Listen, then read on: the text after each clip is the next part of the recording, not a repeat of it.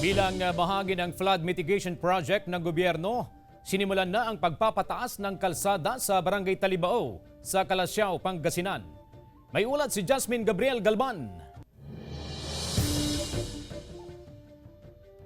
Puspusan ang pagsagawa ng mga flood mitigation project ng gobyerno sa Barangay Talibao, Calasiao, Pangasinan. Sinimulan na ang pagpataas ng kalsada na malaking tulong upang maibsan ang baha. Kasi kung may mag-aatid ng relief namin, wala, hindi magkalusong kasi talagang hindi makadaan yung kahit yung malaking dump truck. Bahaing barangay ang Talibao dahil malapit ito sa Marusay River.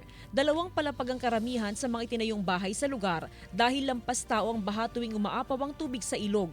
Malaking tulong sa mga residente ang pagkakaroon ng mas mataas na kalsada. Ito ang magsisilbi nilang daan papunta sa bayan tuwing may baha.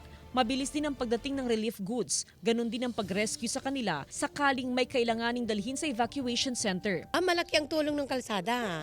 Kasi noong wala ang kalsada yan, pag namamalingki kami, mula dito hanggang sa may release ng train, bangka talaga yan. Kanya-kanyang paghahanda ng mga residente sa posibleng epekto ng La Nina. Gaya na lamang ng tulay na ito na aking nilalakaran bago magtag-ulan, papalitan ito ng bago para ligtas daanan ng mga residente. Hiling ng mga residente na sana'y matapos ang proyekto bago ang tag-ulan, pero paliwanag ng mga opisyal ng barangay na posibleng matagalan ng konstruksyon dahil may kahabaan ang gagawing kalsada. Bukod sa Barangay Talibao, patataasan din ang kalsada sa iba pang barangay sa bayan. Kasama si Daryl Peralta, Jasmine Gabriel Galban, One North Central Luzon.